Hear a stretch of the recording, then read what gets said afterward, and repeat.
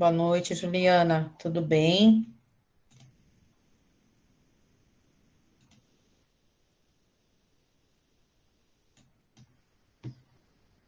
Que ótimo, Juliana. Fico feliz que está tudo bem. Isso é importante, né? Espero que todos também assim se encontram e permaneçam, né?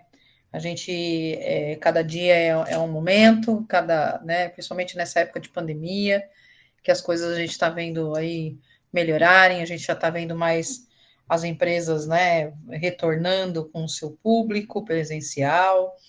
Então, graças a Deus, a gente vai caminhando. Eu também estou bem, muito obrigada. A gente trabalhando muito, trabalhando bastante, adequando uma série de coisas da empresa, alinhando aí as questões para vocês, de material. E a Juliana comentou que está precisando bastante de emprego na área.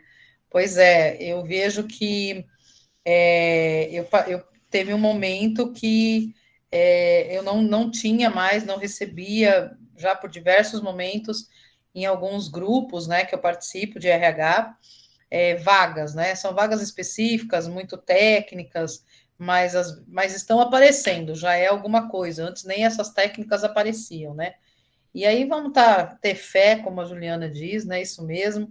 A gente não pode perder a nossa fé e que dias melhores virão e que vai dar tudo certo aí, né? De todo mundo ingressar aí na área, de todo mundo aí poder, né, ser aí importante na área profissional, com certeza. Tenho certeza disso, né? E acima de tudo, a gente não pode perder essa fé. Perfeito, né, Juliana? A gente ainda a gente fala, né? Ah, só por Deus, só por Deus. Pois é, né? O que nós passamos aí, até para o país, até para o mundo, né? Para nós, profissionais, professores, alunos, não foi fácil, né? Então, acho que, como você disse, já deu certo, né? É bem isso mesmo. Mas bem, estamos aqui no novo encontro, né? Estamos aqui iniciando aí a nossa aula de recrutamento e seleção. Eu vou voltar só um pouquinho na aula passada, falando um pouquinho de requisição de pessoal, mas antes de eu falar sobre requisição de pessoal, eu gostaria de falar um pouquinho sobre as atividades, né? Toda semana eu reforço um pouco isso, porque o que acontece? As atividades, elas são semanais, elas são aquelas atividades das quais a gente acaba, né? Como é que eu vou dizer assim? Acaba, vocês vão ali garantindo ali o conhecimento que a gente teve, os nossos encontros, e aí é tipo mais um esforço de aprendizado, né? Se vocês estivessem em sala de aula, vocês teriam mais horários ali na sala de aula, então esses textos, esses slides que eu coloco ali, essas atividades, é exatamente para complementar esses momentos, né? E para que vocês aprendam realmente, de fato.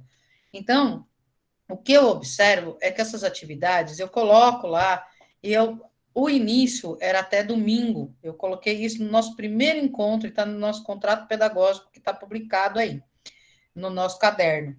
E eu disse que toda atividade realizada, né, que eu passaria na aula de hoje, que é uma quarta-feira, que vocês teriam sempre até o domingo para fazer. Aí eu já abri a sessão, já coloquei até segunda ou terça-feira, dependendo da atividade que eu faço.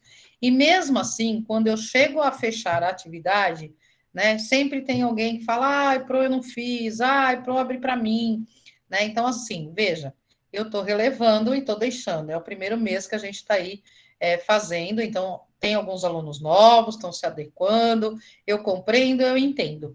Mas o que é trato, eu sou extremamente correta com isso, e aí o que acontece? Eu acabo não dando os feedbacks das atividades de vocês. Algumas pessoas escrevem, eu coloco lá nota 10, nota boa. Alguns eu coloco algumas observações, mas a gente acaba não falando sobre, porque eu sei que tem pessoas ainda para fazer. Então não é justo eu já dar a resposta para uma atividade que já foi dada, e aí a outra pessoa que ali se esforçou e fez, o outro que não fez olhou e falou: ah, agora eu consigo fazer, né? E aí já está com a resposta. Então eu acabo não colocando ali o resultado, né? Não dando feedback aqui em aula. Então, eu já fechei as atividades. Eu sei que alguns professores deixam aberto a atividade até o final do semestre, mas eu não gosto de deixar, porque é exatamente para conduzir vocês, para que a gente tenha essas informações, que a gente tenha essas finalizações nas datas corretas, né? Então, isso já é um exercício para vocês no corporativo terem aquela rotina de que se acordou com uma área, se fez aquele processo e tem que entregar tal data, tem que entregar, né? A gente tem que. Eu trabalhei em consultoria e não importava se eu tinha ali trânsito, se eu tinha que chegar no horário lá no meu cliente, né? Então eu saía muito tempo antes para entregar aquele projeto, então tinha as datas certas. Então, acho que isso é uma forma de que a gente tenha. Então, não é aquela questão, Pro, você não é legal, você não deixa lá. Não é a questão disso. A questão é de a gente ter aí as nossas obrigações, tá? Então, as minhas atividades, eu já avisei vocês, eu reforço, eu deixo ali aberta a atividade e depois eu fecho a atividade. E aí vocês não conseguem mais ver. Então, professora, mas e depois para eu estudar? Copia o texto, copia ali, eu dou o retorno aqui na sala de aula, vou dar o feedback das atividades que nós fizemos até agora, e aí vocês já anotam as respostas aí, porque isso pode ser objeto de prova para vocês também, né? De estudo e pode ser uma questão de prova, né? E aí você já tem isso marcado, ok? Então, uma das atividades que ficou aí, que a gente fez, foi uma das primeiras que nós fizemos, né? Foi sobre a gráfica do senhor Abel, de eficácia e eficiência. Eu comentei com vocês, muitos fizeram confusão nessa eficácia e eficiência. E quando a gente fala em eficácia e eficiência, a eficácia e eficiência, ela diz que nós estamos a eficácia, né, é aquela que ela faz. A eficiência ela faz além. Então, quando a gente falou da gráfica, tinha uma gráfica que ela já estava no mercado há muito tempo e a outra veio com preço menor.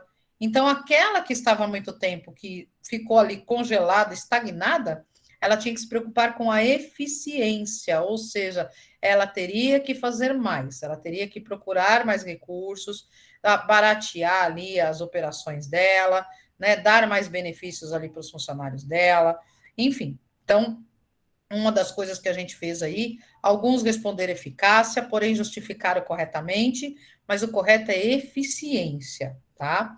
Depois a gente fez aquela atividade do elevador pitch, vocês devem se recordar, que vocês tinham que gravar ali um vídeo, mostrar para alguém, e aí como é que vocês se acharam, como é que vocês se viram, né?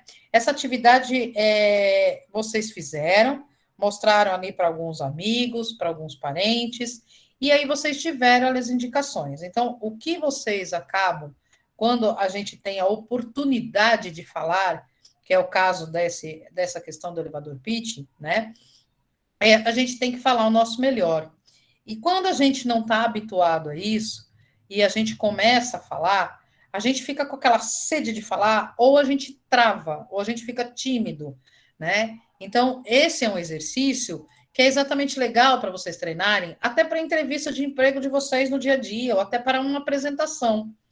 Eu tive uma oportunidade recente de apresentar, né, algo na empresa para diretores, para superiores, para CEOs da empresa, né, o comitê executivo, e o quanto isso é responsabilidade de eu apresentar, convencê-los, né, e usar palavras, preocupar com a apresentação, preocupar com nossa imagem, né, então quanto que isso é importante e quanto isso a gente tem que se preocupar. E não é porque eu estou anos à frente aí de vocês, né? Até pela idade, até pelo lado profissional, que de repente eu fico tranquila em fazer uma apresentação, né? A cada semestre, quando você entra em sala de aula, você também não sabe quem são as pessoas que estão ali, você não sabe como você vai ter a sua receptividade, né? Então, isso tudo é natural do ser humano, mesmo que ele tenha bastante experiência em apresentação, mesmo que ele tenha bastante experiência, facilidade em se comunicar, né? Mas é natural que apareça o nervosismo, que nós tenhamos vícios de linguagens. Como eu estava falando, né? E aí a gente pega aquele assunto e faz, né? Então, isso tudo são vícios de linguagem, isso é o nervoso, muitas vezes, da gente, que a gente não percebe. E aí, quando a gente coloca para alguém nos ouvir, essa pessoa pode nos detalhar melhor. Ou mesmo quando eu falo e depois eu vou me ouvir. Então, a gente também pode observar N coisas.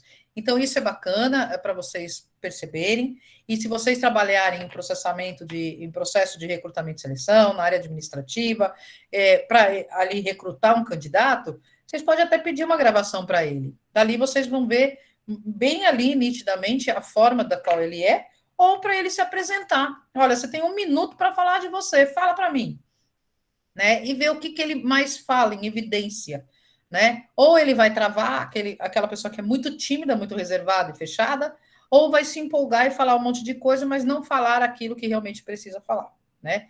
E aí você consegue ver um pouco com esse exercício, um pouco daquele candidato que está ali para a sua vaga, né? Aí depois a gente teve a característica de líder, que a gente fez em sala, os alunos participaram, eu tive apoio aí de alunos, que foi onde a gente colocou ali as características de líder, todos vocês entregaram, colocaram ali a sequência, que na opinião de vocês não tem um certo e um errado, mas a ideia é mostrar para vocês que pode ser feita uma dinâmica de grupo. A dinâmica de grupo é uma técnica de recrutamento e seleção, né, que você pode utilizar.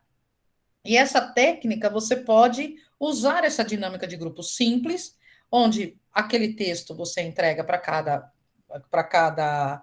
candidato, e ali o candidato ele vai numerar, e depois ele vai se reunir com os demais e convencê-los. Nós fizemos isso aqui, né?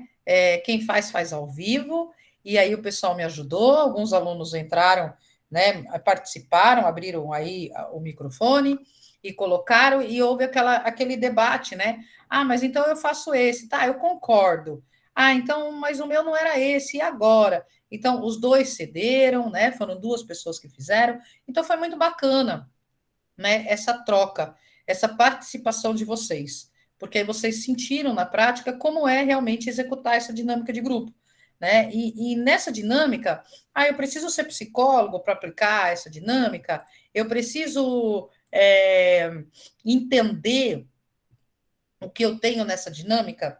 Na verdade, não, porque essa dinâmica você pode aplicar e observar. O que eu digo sempre nós temos que ser observadores em um processo de recrutamento e seleção. É claro que um psicólogo ele estuda o corpo, né? Se a pessoa está com o braço cruzado, se a pessoa está com o cotovelo apoiado, né? Se está com as mãos assim, se está com o dedo desse jeito, o olhar, né? O psicólogo ele já tem um estudo mais aprofundado, ele vai entender um pouco mais, né? Existe um livro que se chama O Corpo Fala, que tem algumas dicas ali, é interessante, né? E os psicólogos eles podem avaliar pela letra, né? Por aqueles risquinhos daqueles testes psicotécnicos, talvez algum de vocês já fizeram. Então, ele tem propriedade para isso. Sempre tem esses cursos para você avaliar, né? A grafia, que ali é a escrita. E nesse caso, né, nessa dinâmica, a gente não precisa ser um psicólogo e ter muita técnica para entender.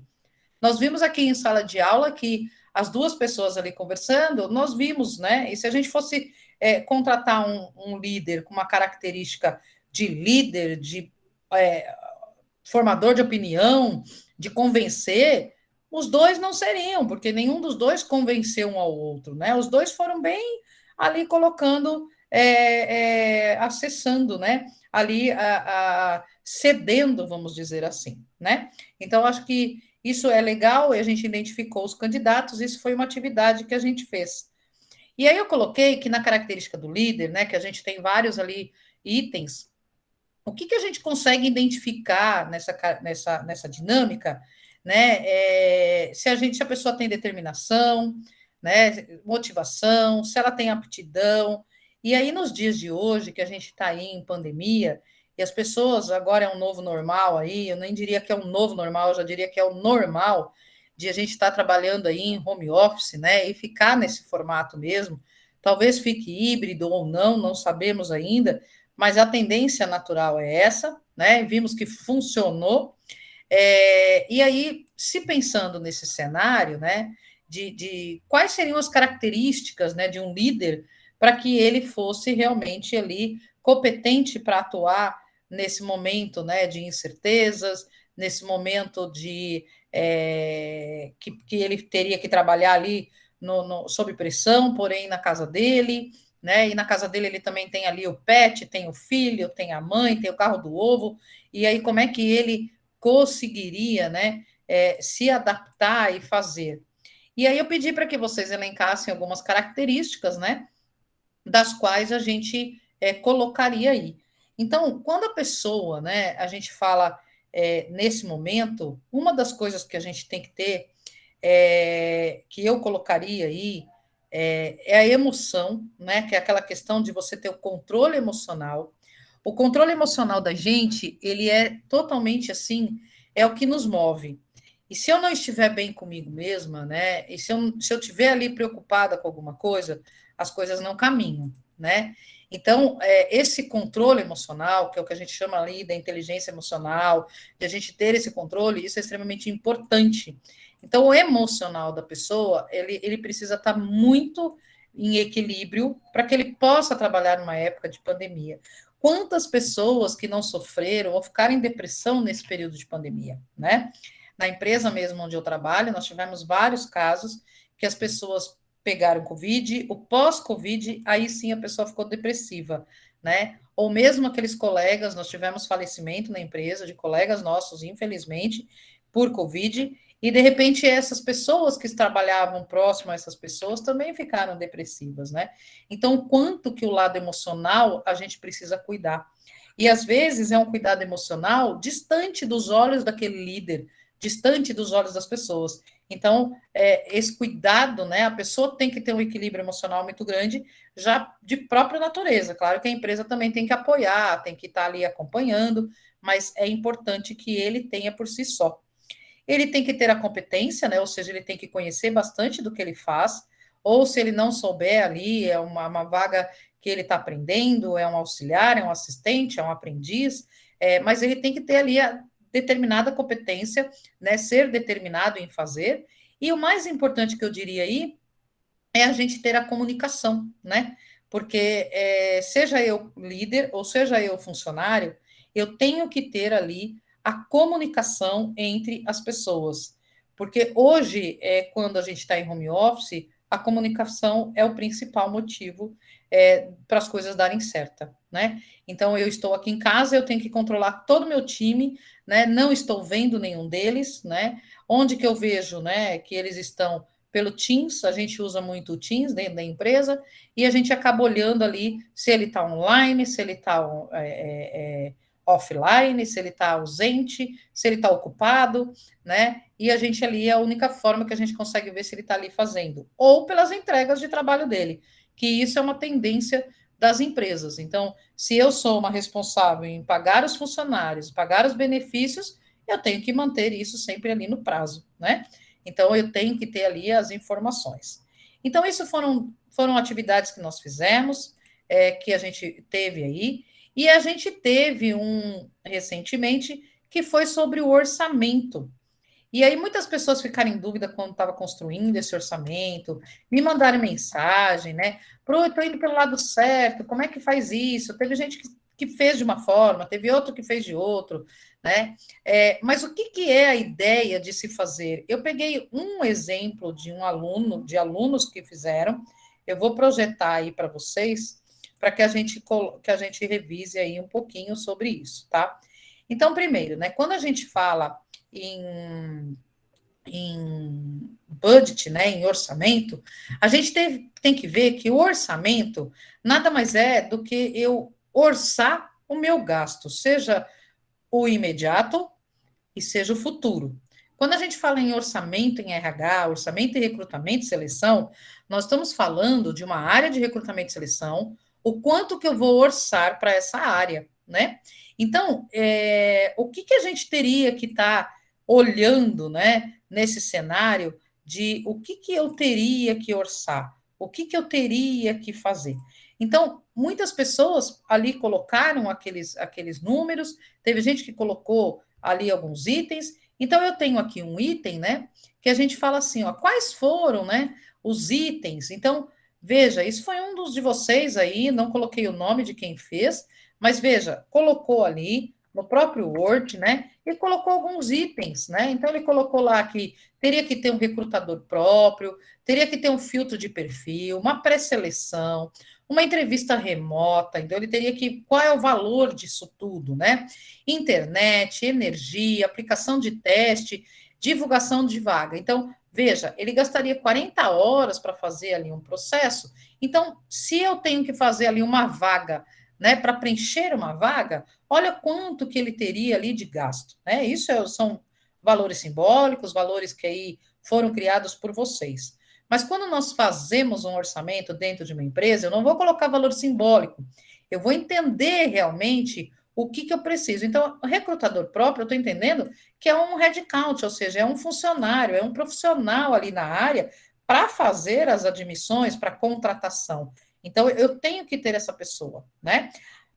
Eu diria que aqui, quando a gente fala um custo de um funcionário, esse aqui é o salário dele, mas vocês têm que colocar a questão dos encargos. Já se habituem com isso, que para efeito de remuneração, para efeito de recrutamento, muitas vezes a gente acaba atraindo talentos para dizer realmente o valor total daquele cargo, daquele funcionário, né? E a mesma coisa para os custos. E aí existiu um outro grupo que fez dessa forma aqui, ó, algumas coisas que teria lá. Então, eles teriam na empresa dele 3 dentistas contratados, ó, já colocaram aqui o INSS dele, o percentual, aí colocaram lá que precisaria 2 recepcionistas, 2 auxiliares de dentista, uma faxineira. Então, veja, só de custo aí de salário, né, eles tiveram ali 20.200, mais os encargos, e depois os custos de recrutamento e seleção para tudo isso. Então, olha que interessante, né? Aí o outro grupo colocou: olha, para a gente fazer o nosso orçamento, eu preciso entender qual é o tipo de vaga, quais são os benefícios, quais são os profissionais que eu vou ter que recrutar, porque às vezes isso aqui tem uma diferença, né? Os profissionais que eu tenho que recrutar. Pode ser pessoas técnicas, eu preciso aplicar prova, como pode ser pessoas mais operacionais, eu não preciso aplicar prova, prática, né? Quantas vagas serão? Isso é extremamente importante, né? E aí cada um descreveu de uma forma ali o seu orçamento. Então, olha, o outro colocou lá entrevistas, 1.800, contratação de agência, né? E foi colocando ali quanto que estaria gastando ali, contratação de recrutador, etapas de recrutamento. Então, colocou tudo ali o que teve. O que acontece normalmente quando a gente coloca esse cenário num orçamento dentro de uma empresa? Então, vamos dizer que vocês apresentaram esses orçamentos para mim e disseram ali: olha, nós temos que contratar 3 dentistas, nós temos que contratar uma faxineira, tem ali a hora, valor, salário, os benefícios da pessoa, e chegou nesse valor. Aí eu chego para você e falo assim: olha, não tem como a gente ter esse custo para o próximo ano. Nós vamos ter que contratar essas pessoas, mas a gente não pode ter esse custo. Temos que diminuir. E aí a gente entra naquele plano de orçamento, onde a gente vai colocar o que é essencial e o que não é essencial. Num desses itens aqui, né, contratação de agência de emprego, eu gastaria R$ 3.000, né? E gasto com exame médico, eu gastaria 2.200, um exemplo aqui que teria, né, que vocês passaram. Aí, será que eu não consigo buscar alguma outra clínica que o exame médico seja mais barato? Será que eu não consigo buscar uma empresa terceira, essa empresa de agência de emprego, uma outra qualquer que me ajude para poder me ajudar na contratação e que eu pague mais barato? Então, esse exercício, aí você vai ter que correr atrás, né? Então, isso é natural que as empresas cobrem, principalmente ele cobre, e é pressão total em cima do líder, que é redução de custo. E ele vai dizer: ó, não consigo aprovar teu orçamento. E aí você tem que fazer aquela diferença. O que realmente é essencial, o que não é essencial. Aquilo que é essencial, eu consigo ainda diminuir? É isso que eu vou fazer, eu vou ter que diminuir, tá? Então, isso é natural nas empresas, esse orçamento. Vocês fizeram aí, foram no caminho certo, né? Apresentei alguns casos aqui. Depois eu vou elaborar esse texto aqui e colocar um pouco desse material, vou colocar esses textos que vocês mesmos desenvolveram. Não vou colocar nome de ninguém, mas vou colocar ali para que todos tenham esse mesmo acesso do que eu estou dizendo, tá? E aí eu coloco ali uma forma de vocês terem o retorno e o feedback dessas atividades, ok? Depois eu vou elaborar isso e coloco lá como um texto para vocês, tá bom? Até porque o material aí para vocês terem uma ideia, até para ficar na prática aí como que foi desenvolvido. A aula passada A gente começou até aqui, se alguém tiver dúvida, me avisa, tá? É só levantar aí a mão ou abrir o microfone, colocar no chat. Vão me perguntando aí caso vocês tiverem dúvida. A aula passada, a gente falou de requisição de pessoal, não sei se vocês se recordam. A requisição de pessoal é a ERP, né? Pode ser M de Maria e P de Pato, que é movimentação de pessoal, em algumas empresas adotam dessa forma.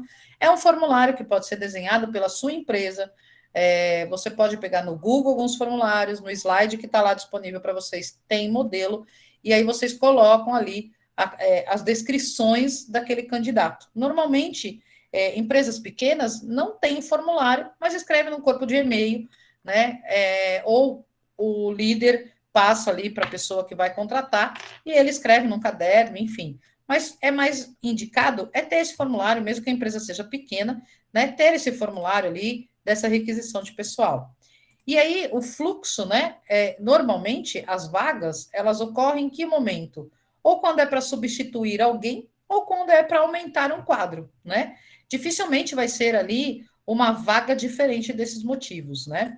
Aí a gente tem ali um fluxo de requisição, então sempre quem vai emitir é quem está pedindo, quem está abrindo a vaga, o gestor imediato aprova, aí vai para análise de RH, e que análise do RH? Que análise é essa quando chega essa movimentação para mim?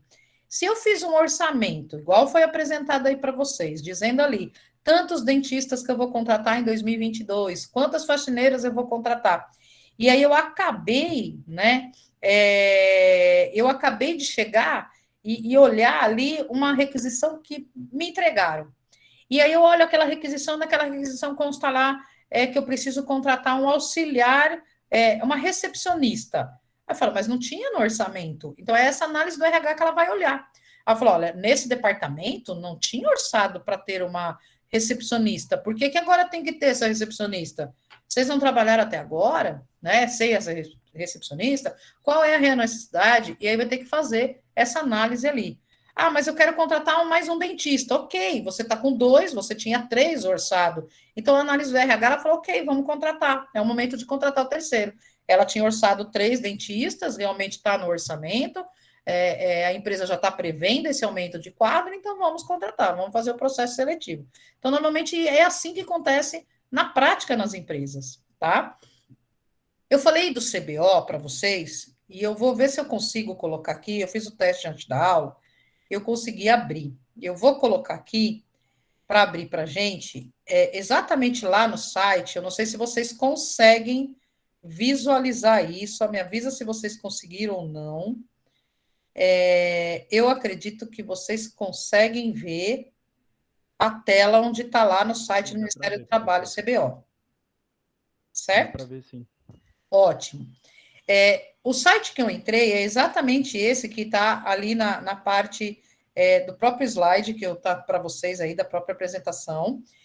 Existe o site. Então, ele direciona para essa tela que vocês estão visualizando. Quando vocês entram ali, vocês do canto esquerdo ali, né? Vocês vão ver ali buscas. Se eu digitar o busca, exatamente aparece essa tela, busca por título. Se eu escrever aqui, né, recursos humanos ali, vamos dizer que eu quero procurar uma vaga de recursos humanos. Então, se eu escrever ali recursos humanos, né, deixa eu colocar aqui, recursos humanos, e eu clicar aqui em consulta, eu vou considerar, o que ele falou aqui? Está temporariamente indisponível?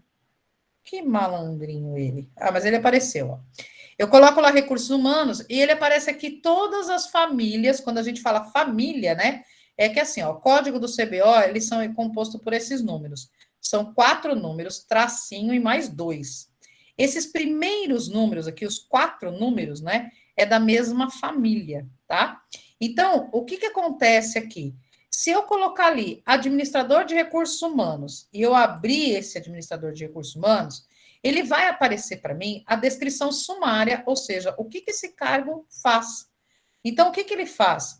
Ele planeja, ele organiza, ele controla, ele assessora, e aí ele vai dizer tudo o que ele está fazendo, né? E aí ele vai também dizer aqui do lado esquerdo, a gente tem aqui um local onde a gente pode olhar mais dados, né? Então, o que eu posso olhar aqui? Eu posso colocar aqui competências pessoais. O que essa pessoa precisa? Então, ó, ela precisa demonstrar raciocínio, visão crítica, capacidade de negociação.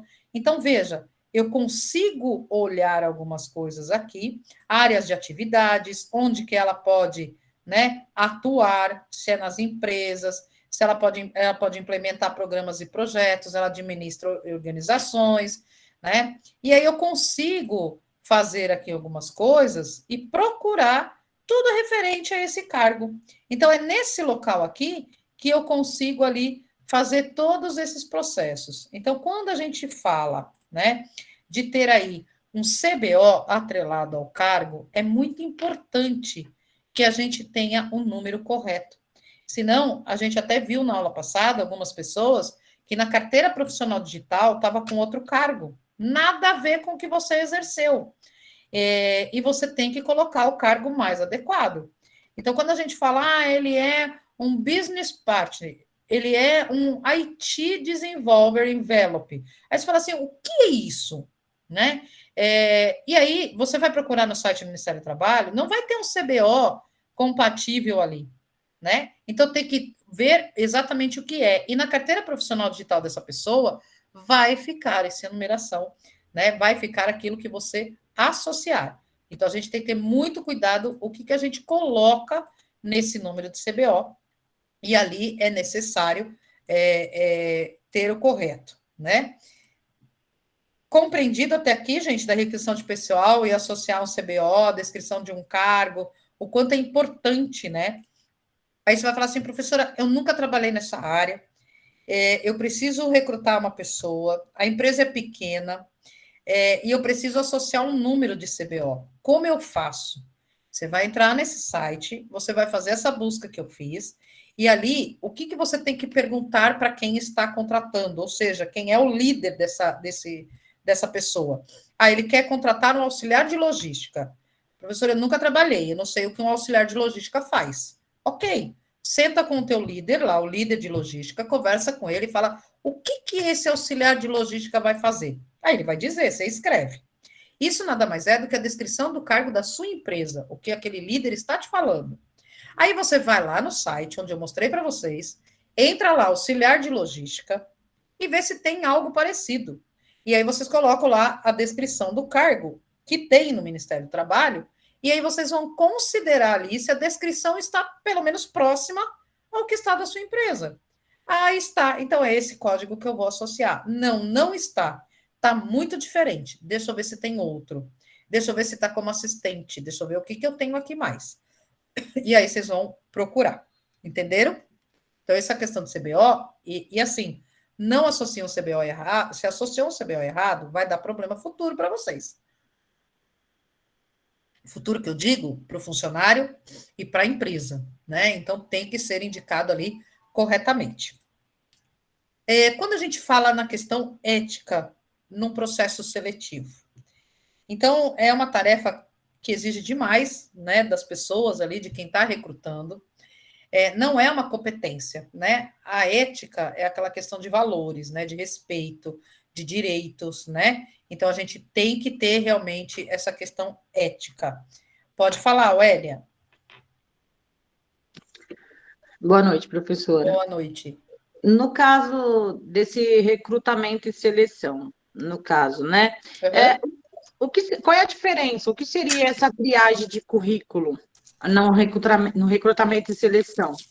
Vamos lá. A triagem de currículo, quando a gente fala em triagem de currículo, é aquilo que você está pegando todos os candidatos que se aproximam mais ali para a tua vaga. Você não está fazendo nenhum tipo de seleção, você só está recrutando, ou seja, você está pegando assim as palavras-chave dos currículos. Então você está buscando pessoas que conhecem Excel. Então você coloca lá Excel, você vai trazer todo mundo que conhece Excel. Aí você pega ali num filtro, isso normalmente são os softwares, se não tem software, você está olhando ali no papel, enfim, e separou. Aí você vai olhar os cargos. Eu quero um assistente, quem já trabalhou como assistente administrativo. Aí você vai começar ali. Então, o recrutador é esse que ele vai à caça, vamos dizer assim. Ele vai trazer todas as pessoas que mais se enquadram dentro daquela vaga, sem olhar muito e sem fazer muita análise. partir do momento que ele pegou tudo isso, aí ele vai jogar dentro de um funil, e ali nesse funil, aí entra o processo seletivo, que aí você vai pegar ali alguns candidatos, e assim, aí você entra nas etapas do processo seletivo. Quais são as etapas? Cada cargo pode ter etapas diferentes, cada empresa tem etapas diferentes, ou simplesmente você vai fazer uma triagem de leitura de currículo e uma entrevista com a pessoa. Essa é a etapa sua de processo seletivo. Então, o recrutador é aquele que ele caça, ele vai atrás das pessoas, ele vai caçar talentos, ele vai caçar pessoas, né? E traz ali para o montante. Ele vai ligar para essa pessoa para ver se ela tem disponibilidade, qual é o salário que ela quer, enfim, vai fazer o primeiro contato. Depois sim entra no processo seletivo. Entendeu, Elia? Ah, sim, entendi. Legal, obrigada, professora. Nada, imagina. Então, quando a gente fala em ética, né, que a gente está falando do próprio recrutador, né? Eu já diria que é tanto do recrutador quanto do selecionador, né? Eu acho que são de todas as pessoas, na verdade, né? Teria que ter essa questão ética. Então, a ética é aquela questão de você ter o respeito com o próximo, de você ter empatia, de você se colocar no lugar do outro, né? Então, quando você vai fazer uma seleção de um candidato, isso é extremamente importante que a gente tenha. O código de ética, o que seria um código de ética, né? O código de ética, ele estabelece direitos e deveres. Então, tem empresas que têm um código de ética desenhado da empresa, da organização. Onde eu trabalho, nós temos um código de ética, um livro da empresa. Então, são todos os direitos e deveres da empresa, né? Quais são os direitos de nós, trabalhadores, quais são os deveres de como eu, como trabalhadora, como empregadora e empregado, né? Isso pode ser uma ONG, também tem que ter ali a código de ética, pode ser uma categoria profissional, por exemplo, de medicina, né? Nós, professores, todos têm que ter ali aquela questão de estabelecer os direitos e deveres. Então, a partir do que é desenhado um código de ética de uma empresa? A partir da missão da empresa, da cultura da empresa, do que a empresa, para onde a empresa quer ir, né? Então, existe muitos, e eu costumo dizer isso em várias aulas minhas, que às vezes o funcionário fala assim, o meu aluno fala assim, eu fui fazer um recrutamento e seleção, fui participar de um processo seletivo, e as pessoas me trataram muito mal, né? As pessoas me deixaram lá no sol. Eu lembro que eu comentei até de um colega meu que está aí em busca de uma recolocação e ele comenta essas coisas comigo. Cada processo que ele vai, ele comenta comigo para falar ali. Tem outros processos que a pessoa é recebida muito bem, é receptiva ali, calorosamente, ela tem até ali um café, um lado humano ali naquela receptividade, né? É extremamente britânico o horário de atendimento, não te deixam lá plantado. E aí a pessoa fala assim, poxa, professora, eu não me deram resposta até hoje, não me falaram se eu estava bem ou não estava bem, não me avisaram, e assim, um desrespeito muito grande, mas eu preciso trabalhar, né? Então, às vezes, é até bom que você não entrou naquela empresa, porque às vezes está até contra, né, na verdade, os nossos valores, né? Eu já trabalhei numa empresa onde, logo quando eu entrei, a dona da empresa virou para mim, era uma empresa pequena, e ela falou assim para mim: eu não quero mais que você forneça vale transporte para os funcionários, né? Eu não quero mais que você pague os benefícios, eu não quero mais. Mas espera isso, daí é uma legislação, existe, né? Expliquei para ela, por A mais B da legislação, mostrei artigo, CLT, número de lei, enfim, não quis saber. Então, assim, era uma pessoa que ela não estava nem um pouco preocupada com pessoas, ela só estava preocupada com números, né? E eu acho que as empresas precisam sim se preocupar com números para se sustentar, mas elas também têm que se preocupar com pessoas. São as pessoas que trazem esses retornos de números bons para a empresa, né? E aí eu tentei ali adequar algumas coisas, explicar algumas coisas, mas não teve muito acordo. E aí é claro que eu não vou ficar muito tempo numa empresa dessa, como não fiquei. Então, existem algumas coisas que vêm muito de encontro, né, com os nossos valores ou contra. Então, essa questão do código de ética, é importante que quando a empresa tem um código de ética, a gente sabe que a empresa tem ali alguns cuidados a mais, né? É importante isso.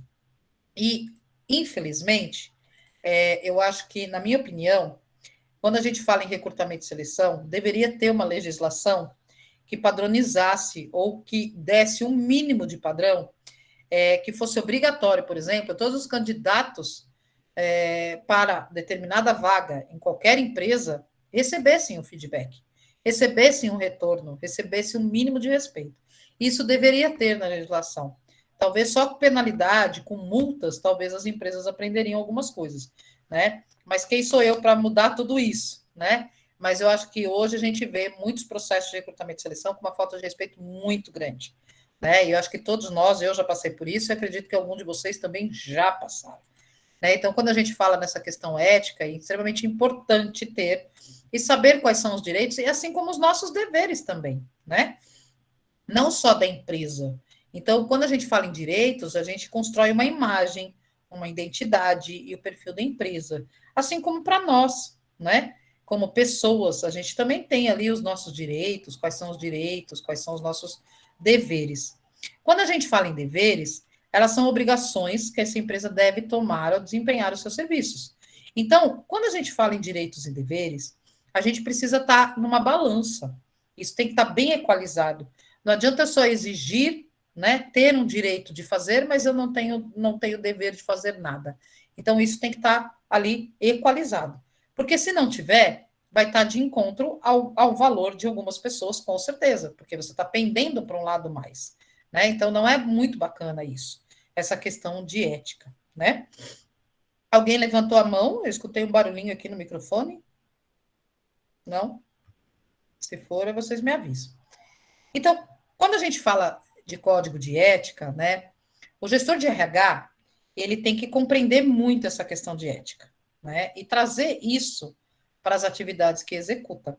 Então, atender um candidato, um possível funcionário, tem que estar adequado à ética.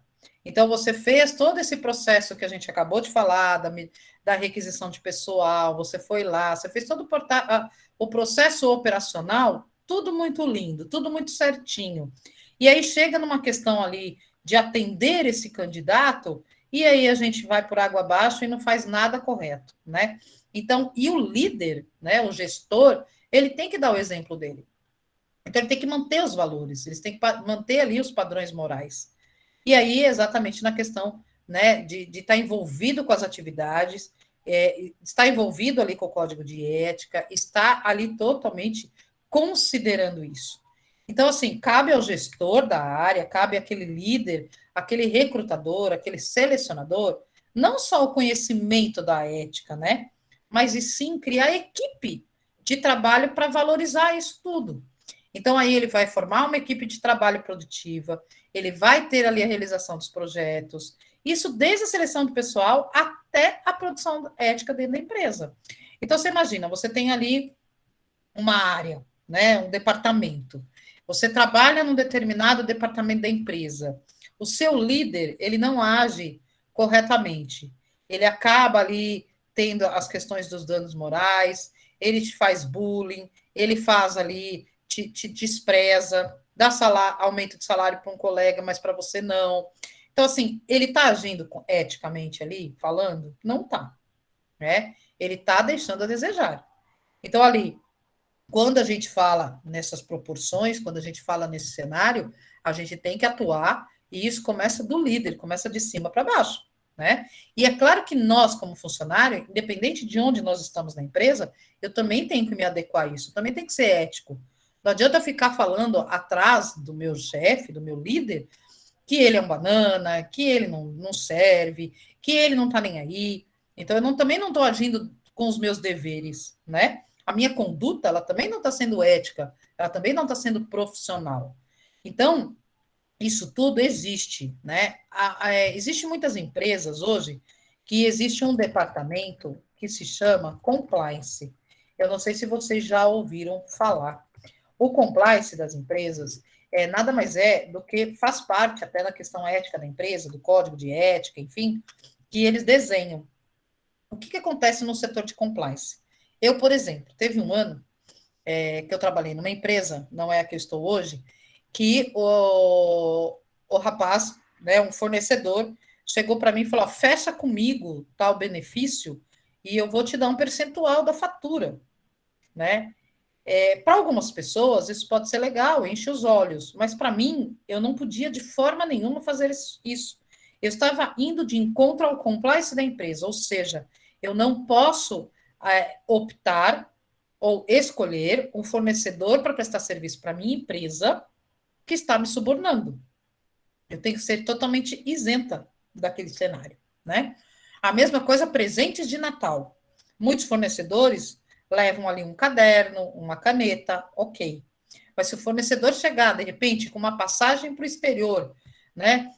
Com direito acompanhante, entregar na minha mão e falar: olha, você foi uma excelente cliente, olha, tá aqui um carro, tá aqui uma passagem para você ir para os Estados Unidos. Quer dizer, isso foge totalmente do código de ética de onde eu trabalho, de onde eu já trabalhei, e eu tenho que não aceitar. Eu tenho que devolver o presente. Mesmo que veio entregue por portador, mesmo que veio pelo correio, mesmo que chegou por onde for, eu tenho que devolver. Mas professora, aí você não fica sabendo, né? Ninguém vai saber se chegou para você. Pois é, mas aí o meu eu está sabendo. É o suficiente para isso. É aí que entra a questão ética da gente, né? Então, muitas vezes a gente fala, mas onde que está o nosso papel ético? Eu, quando faço processo seletivo com aprendiz, alguém aqui já participou de processo de aprendiz? Processo seletivo para ser aprendiz? Ou entrevistou os aprendizes? Se alguém fez, faz um eu aí e se quiser fazer algum comentário, comenta comigo que eu vou falar como que é o meu processo seletivo de aprendiz, para dar dicas para vocês, né? Alguém fez? Alguém participou? Sim? Não? Alguém queira abrir microfone? A Rosane colocou que eu já participei para ser aprendiz. Eu não fiz, eu já, não, eu participei, foi super tranquilo. Tá, nunca fiz. Ok. Os que já participaram, olha que legal a Marina, né? Eu já e depois fui efetivada. Parabéns, isso é bacana, né? Mas vamos dizer assim, né? A gente vai fazer um processo seletivo com aprendiz. Vamos dizer que vocês são os líderes da área ou vocês são o recrutador, né? O processo seletivo está na sua mão. Então, você chamou lá 5, 6 aprendizes e vai conversar com eles. Você vai fazer uma entrevista com eles. Esses aprendizes, eles nunca trabalharam. Pode ser que algum trabalhou, ajudou o pai na feira, ajudou o pai na padaria, que o pai tem um comércio, numa livraria, numa lanchonete, enfim. E essa pessoa acabou ajudando. O que acontece? Quando a gente vai fazer um processo seletivo com o aprendiz, a gente não tem como fazer uma entrevista com ele perguntando assim para ele: fala para mim da sua trajetória profissional. Como que eu vou falar? Eu não trabalhei, né? Então você já trava dali, fala o que ela quer que eu fale, né? Ou senão, conta para mim qual foi o seu maior projeto. Que projeto, né? Então, eu já tive em algumas empresas que a selecionadora fazia isso para aprendiz. E eu falava assim para ela: olha, tudo bem, você é psicóloga, você tem seu jeito de entrevistar, mas assim, esses jovens aprendizes, né, ou mesmo estagiários, alguns até tiveram a oportunidade de trabalhar, mas muitos, a grande maioria, não. É o primeiro emprego, é a primeira oportunidade. Como é que a gente pode avaliar o que ele fez? Né? Não tem como. E aí eu costumo na maioria das vezes, os aprendizes, às vezes eles vêm preparados, né, pelo pai, pela mãe, pelo amigo, ou pela instituição da qual ele se cadastrou e fez alguns cursos. E aí essa pessoa vem até com umas respostas prontas. Então, fala 3 pontos positivos, fale 3 pontos negativos. Aonde você quer estar aqui 3 anos, 2 anos? O que você pretende? Você ficou sabendo da nossa empresa? Fala para mim, né? Conta um pouquinho para mim qual é a intenção de você estar aqui. Ou seja, são perguntas básicas, né? Você sabe trabalhar em equipe? Então, assim, são perguntas comuns. E aí, como é que eu costumo fazer uma entrevista de aprendizes, tá? Quando a gente está na ativa, quando a gente está ali no dia a dia, no presencial, você consegue fazer algumas dinâmicas. Então, você pode dar um monte de revista para eles recortarem, para eles desenharem alguma coisa, falar sobre eles, com as revistas que eles estão vendo, as figuras, enfim. E aí eles vão ter que falar sobre eles, ou seja, eles vão ter que contar alguma história com as figuras que eles colocaram ali. Então, dali você já consegue entender a criatividade dele, desinibição, né? Ou até mesmo você pede para ele fazer em grupo, para ver como é que ele vai trabalhar ali em grupo. Enfim, isso quando você tem a oportunidade de fazer no presencial.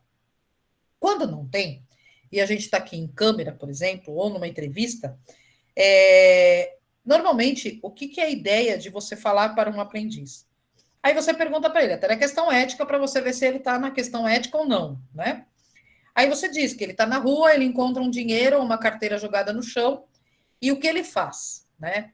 É interessante que existe N respostas, e acho que vocês aí devem estar pensando, nossa, se eu achar uma carteira com dinheiro, o que eu faço, né? E cada um deve ter o seu pensamento, cada um tem aí a tua ideia. Se vocês quiserem colocar aí no chat, coloca para mim ou abre o microfone. O que vocês fariam se vocês achassem uma carteira com dinheiro? Na rua, tá? Estão andando ali perto da estação de trem, da estação de metrô, e de repente encontraram ali uma carteira com dinheiro, né? E o que você faz, né? Pega a carteira, sai correndo, olha, pega a carteira, olha para os lados, vê se não é pegadinha, se é filmagem. O que vocês fazem, né? Coloca aí, eu quero ouvir um pouquinho vocês. Coloque aí no chat ou abram o microfone e contem para mim. Pode falar, o Elton. Oi, Pro, boa noite. Boa noite, Boa pessoal. noite. Eu encontrei uma carteira Ah, algum tempo na rua que eu trabalho.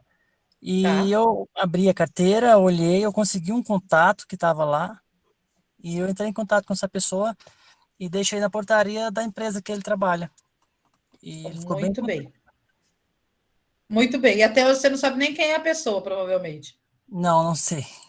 Ele Nem só ele ou você. falou, falou o nome dele, eu fui lá, identifiquei, falei o nome dele, o pessoal guardou lá para ele. Tinha Tá. um pouco de dinheiro, mas tinha mais documentos que era importante. Segundo ele Aham. mesmo falou sobre isso. Tá. A Thaís também comentou que ela devolve se tiver com documentos, porque a pessoa pode precisar para pagar seus compromissos, né? Tentaria achar meios para devolver. Muito bem. Parabéns pela atitude, Welton. Acho que a gente acaba se colocando no lugar, né? A Oélia também está colocando ali, encontrei na semana passada, com todos os documentos que pode imaginar. Não tinha como entrar em contato, então procurei no Facebook e encontrei a esposa. Olha que bom. Né? Então, veja, são coisas que a gente acaba, né, achando essa carteira, fazendo esse cenário. Então, assim, é diferente de você falar assim, eu encontrei essa carteira na rua, o que eu faço? Então, algumas pessoas fazem exatamente isso que vocês estão falando. Se olhar, se tiver documento, vou atrás, vou procurar. Se não tiver só dinheiro, muitos colocam no bolso. Se você encontrar essa carteira dentro da empresa, aí eu inverto a pergunta e pergunto se você encontrar essa carteira na empresa, né? Ou você achar uma nota de R$ 50 no banheiro da sua empresa, o que você faz, né? Então, teve algumas pessoas que eu entrevistei já com esse cenário, que a pessoa fala, eu levo na recepção, entrego para a recepcionista os R$ 50, fico comigo e pergunto para algumas pessoas, né, ou pergunto ao meu líder se eu costumo, se tem algum meio para perguntar se alguém perdeu dinheiro, né? O outro falou, eu, como não sei, ninguém vai saber mesmo, eu coloco no meu bolso, pronto, acabou, estava no banheiro, ninguém me viu, né? Então, olha que interessante essas coisas. E eu já me deparei com alguns cenários. O meu pai, quando vivo, vocês devem conhecer ali a Rua Nossa Senhora da Lapa. Meu pai tinha um comércio na Rua Nossa Senhora da Lapa, e esse comércio tinha uma escada, né? Então, para entrar, tinha uma portinha estreitinha de vidro, e ali tinha uma escadaria, e aí depois você chegava nas salas ali, onde era o que ele tinha lá, que ele tinha fotografias. E ali ele tinha um estúdio fotográfico ali. E atrás dessa porta sempre tinham carteiras jogadas. Então, por exemplo, os malandrinhos ali da Lapa acabavam pegando essas carteiras, roubando e jogavam, tiravam dinheiro e jogavam atrás da porta, né? E sempre quando meu pai descia ou passava por essa porta, sempre tinha ali uma, duas carteiras, sempre tinham carteiras ali.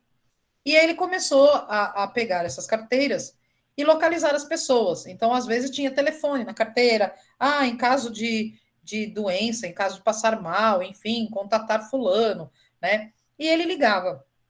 E as pessoas agradeciam muito, eram muito felizes, né? Porque documentação a gente sabe que é difícil para a gente, né? Às vezes tem cartão, tem uma série de coisas, e é um trabalhão para fazer tudo isso, né? Então, as pessoas iam buscar essas carteiras.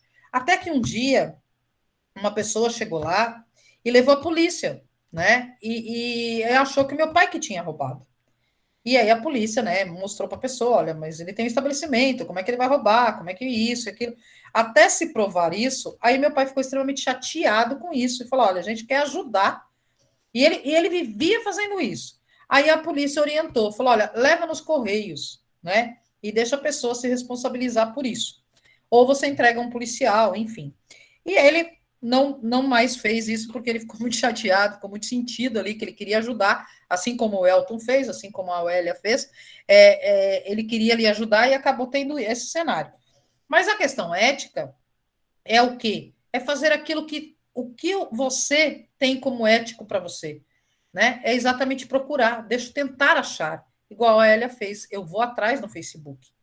Uma vez uma pessoa também me ligou. Olha, você trabalha na empresa Leão? Sim, né? Eu trabalho na empresa Leão. Olha, você conhece. Eu queria falar no departamento pessoal. Eu falei, poxa, coincidentemente é aqui, né? Aí ela falou assim: então, você conhece a fulana de tal? Eu falei, sim, conheço. Era minha funcionária, direta. Né? Eu falei, o que aconteceu? Ela falou assim: olha, eu achei um monte de documento dela aqui, uma bolsa, né? E a minha funcionária, naquele dia, ela não tinha vindo ainda para a empresa. Olha como é que foi o negócio, né? E aí eu falei, puxa vida, ela ainda não chegou, né? Mas interessante que você achou onde que estava essa bolsa e tal. Eu comecei a entrar em contato com a família dela. E aí foi dito que ela saiu para trabalhar, ela estava de carro, ela foi abordada na porta da casa dela, os ladrões levaram ela com a bolsa e tudo, né? E aí jogaram a bolsa dela num determinado local e largaram ela também em algum lugar. Só que aí, assim, ela estava sem dinheiro, sem nada, até ela conseguir se mobilizar, até fazer um contato, essa pessoa que achou a bolsa foi mais rápida, né? Então, olha como é que são as coisas, né? É claro que levaram dinheiro, porque foi um roubo mesmo, né? Mas a pessoa achou a bolsa e eu falei, ó, aproveita já que você está aí na região e vai atrás da pessoa, porque ela achou sua bolsa, né? Ela, nossa, que bacana. Então, assim, foi o mesmo papel que o Elton e a Oélia fez, também teve os anjos aí, né? Então é bem isso mesmo. E é exatamente isso, né? Sempre tem o espírito de porco, como a Marina falou, sempre tem esses cenários que a gente quer fazer a boa ação e acaba deixando a gente com o peito peludo, né? O coração peludo, e é bem isso mesmo, né? Uma vez perdi meu celular com habilitação e infelizmente não me entregaram. Perdi tantos dados que tinha no celular, é complicado. Exato, o celular é outro cenário, e agora com essa questão do Pix está ficando cada vez pior, né? Essas questões dos celulares. É difícil a gente andar com a tecnologia, vem tantas coisas boas para a gente, e a onda de assalto é até maior, né? E a gente tem que voltar para trás, né? Dar passos para trás, porque a gente não pode ficar aí usando tudo que a tecnologia nos permite. Então, essa questão do Pix, por exemplo, né? Eu já coloquei uma série de limites, uma série de coisas, a gente fica com medo, né? Mas a gente não sabe se deixa o limite e aí a gente toma uma cacetada dos caras ou não faz, enfim, né? E a mesma coisa se levarem o celular, quantas coisas ali de histórico que acaba levando da gente, né? É bem isso mesmo. E a Aline também comentou, é mais difícil porque em questão de dinheiro tem muitas oportunistas, é mais difícil saber quem está falando a verdade. Exatamente, Aline. Eu já ouvi algumas pessoas também que quando acham uma carteira em dinheiro e vai levar para um porteiro de algum lugar, a gente não sabe o quanto que aquele porteiro, ele também vai entregar aquela carteira com dinheiro ou sem dinheiro. Mas é aquilo que eu falo, a nossa consciência, ela está limpa, livre e serena porque nós fizemos o nosso papel ético, que foi devolver aquilo não me pertence. Né? É claro que se a gente conseguir achar o dono e entregar na mão, é melhor, mas em alguns momentos não dá, igual aconteceu com o Elton, ele não encontrou, né? Então ele foi entregar ali na portaria, enfim, e entregou. Então acho que cabe nós, né, entendermos ali a questão ética de como eu considerar isso, né? De como que eu faço exatamente essa questão ética. Então, esse lado ético, ele é um tanto delicado, né? Eu diria assim que Às vezes a gente fala, será que eu sou ética? Será que todos nós somos éticos, né? E aí eu diria assim, se você foi em algum lugar e alguém já te deu um troco errado, né? Ficou para mim? Ou eu avisei que o troco estava errado? Então, assim, são alguns pequenos detalhes, né? Que a gente tem que ali se adequar. Então, eu costumo dizer, não precisa as pessoas olharem o que eu estou fazendo, basta eu olhar e ver aquilo se é questão ético, é profissionalismo, se não é, e eu seguir da minha melhor forma, dentro dos meus valores. O que eu costumo dizer, o profissional hoje, mais bem considerado um excelente profissional, né, tem que ter a qualidade de ser extremamente ético e honesto, né? Porque hoje as empresas estão cada vez menores e as pessoas precisam confiar uns aos outros. E a questão ética também, questão de se respeitar, né? E dar empatia ao outro, porque muitas vezes esses comportamentos nós não ensinamos a algum candidato ou algum funcionário. Agora, ensinar ele a fazer um processo de recrutamento, ensinar um candidato a fazer uma folha de pagamento, ensinar um funcionário a fazer um atendimento na farmácia, numa logística, num banco, numa instituição, nós conseguimos ensinar. A não ser que a pessoa não queira, né? Mas ele vai aprender, de alguma forma. Cada um no seu tempo, cada um da sua forma, mas vai aprender. Agora, explicar ética, explicar o respeito, isso não tem, isso vem de berço, né? Eu costumo dizer. Nós estamos aí já no limite, no finalzinho, e antes de eu continuar falando aqui sobre ética, e a gente está dentro do nosso cronograma, está em ordem, tá, não preciso correr, como eu costumo dizer, a atividade que eu coloquei para a gente fazer essa semana é uma atividade que vocês farão individual, e é uma atividade muito simples, tá? É uma atividade que eu quero que vocês escrevam uma carta de despedida. Vocês vão colocar ali, tá? Eu coloquei um mínimo de linhas lá. Vocês vão colocar uma carta de despedida. Pode ser qualquer tipo de despedida. Mas eu quero que vocês coloquem sentimento nessa carta. Qual é a ideia dessas cartas, tá? Só eu saberei quem escreveu aquela carta de despedida, porque está o nome de vocês pelo caderno. Então, eu saberei que vocês escreveram. Se é uma história verdadeira, se é uma história criada, se é uma história fictícia, né? Não importa. Se a ela escrever que uma carta de despedida, né, que ela está indo viajar e está se despedindo dos pais dela, ok, né? Eu saberei que foi ela que escreveu. Eu não sei se é verdade, se não é verdade, mas eu estou vendo o sentimento que ela está passando naquele momento. Se o David que colocou ali, posso fazer uma despedida de empresa, por exemplo? Pode também. Você está indo para uma outra recolocação, para uma outra empresa, ou você foi mandado embora e você quis fazer uma carta de despedida para os seus colegas, ou para o seu líder, ou para um gestor, ou para alguém específico, né? E você quis também fazer ali uma carta de despedida. Ok. Você só vai colocar um sentimento ali. Qual é a intenção dessa atividade depois, tá? Eu vou colocar depois no formato de texto, mas isso é depois, nas outras aulas eu vou explicando. Nesse momento é só essa carta de despedida. Depois que nós fizermos isso, eu quero desenvolver em vocês que pela escrita das pessoas, vocês conseguem entender o que aquela pessoa está passando. Então, mesmo que seja um sentimento que vocês vão colocar nessa carta, que é um sentimento criado, que é imaginável, né? Mas você escreveu, você está em nome de alguém escrevendo aquilo, talvez, né? E aí a gente vai entender, e eu quero despertar vocês para olhar essa escrita. Mas, professora, mas para que isso? Pois isso é uma das técnicas de recrutamento e seleção. Se eu colocar e ver a escrita de alguém, vocês normalmente, quando já foram fazer algum processo seletivo, sempre tem algo para escrever. Uma redação, né? Escrever sobre você, escrever sobre alguma coisa. E aí você olha, né, aquele texto que a pessoa escreveu e você vai entender um pouquinho daquela pessoa. Então, você vai olhar nessas, depois, eu vou ensinar vocês essas técnicas, e o que nós vamos olhar nessas cartas, né? Nós vamos olhar se a pessoa teve coerência ali de escrever, se ela estava muito emocionada e foi escrevendo, né? Ou não. Então, assim, não se preocupem em elaborar uma linda carta de despedida. Não. Escrevam da forma que vocês quiserem.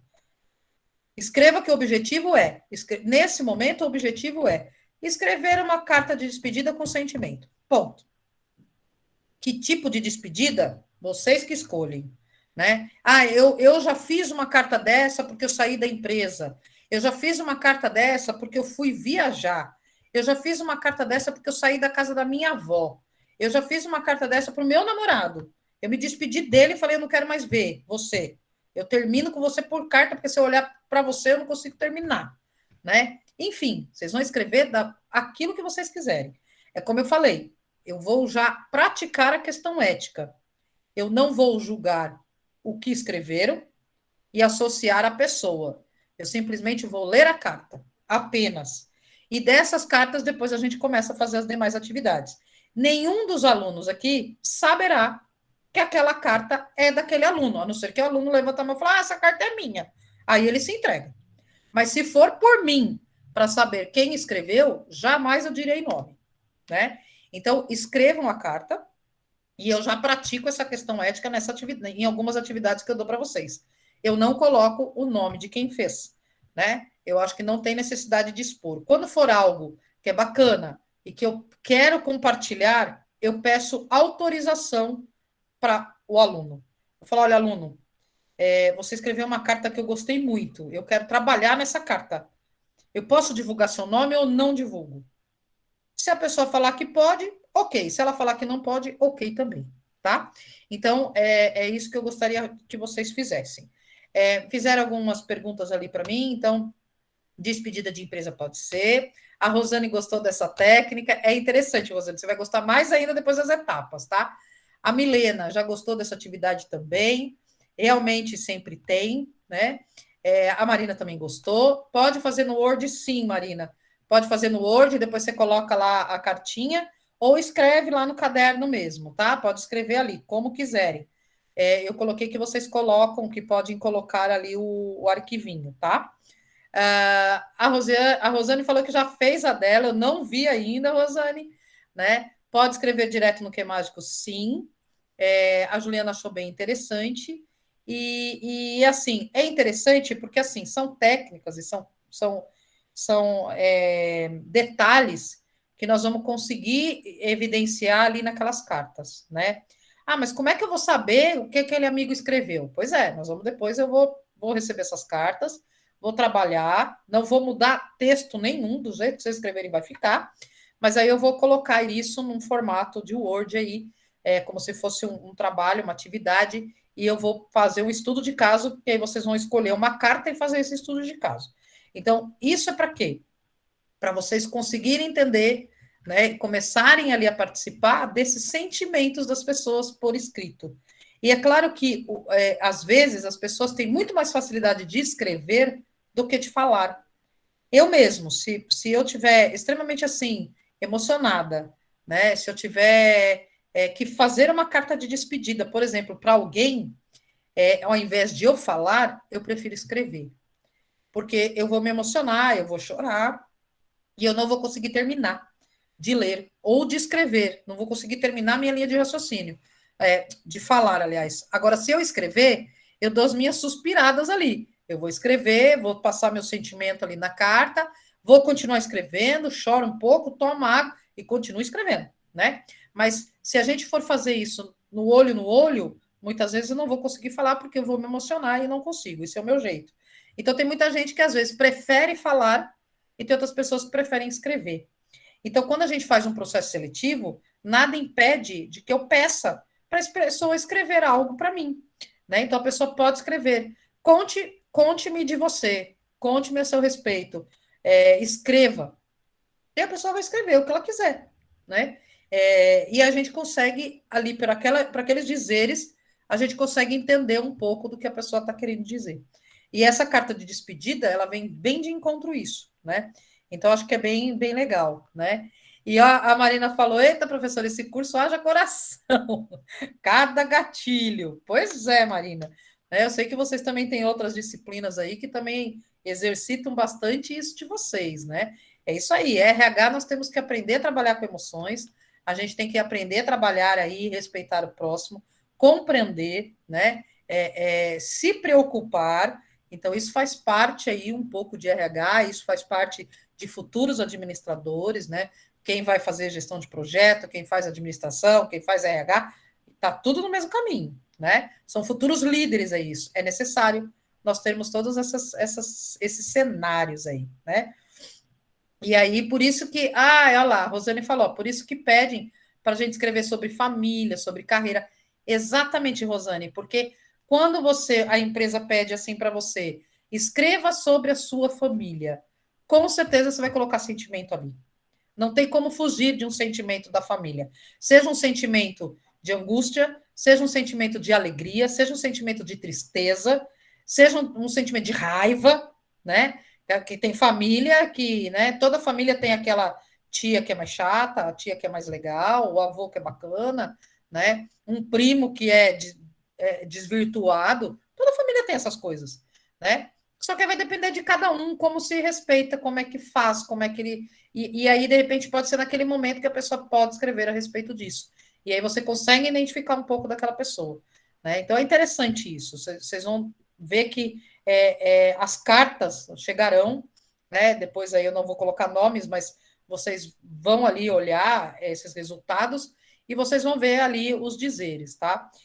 Quando eu estava em aula presencial, nós fizemos isso em sala de aula, e eu diria assim que 98% das pessoas que estavam em sala choraram com as cartas, né? Só que aí as pessoas liam as cartas. Eu pedi para que algumas pessoas lessem. E aí, quem gostaria de ler, e as pessoas, né? Eles me entregaram, eu li as cartas, separei algumas, chamei os alunos, perguntei se eles gostariam de ler ou não. Alguns não quiseram, respeitei, usei meu lado ético, e outros falaram: não, eu não me incomodo, eu posso ler sim. E teve algumas histórias bem assim interessantes, né? E aí nós trabalhamos tudo isso. Então, eu vou trazer essa mesma metodologia, esse mesmo resultado que a gente teve, mesmo nessa aula que não é no presencial, mas a gente consegue exercitar dessa forma, tá? Então, eu gostaria que vocês trouxessem, escrevessem no máximo aí, até na terça-feira da semana que vem.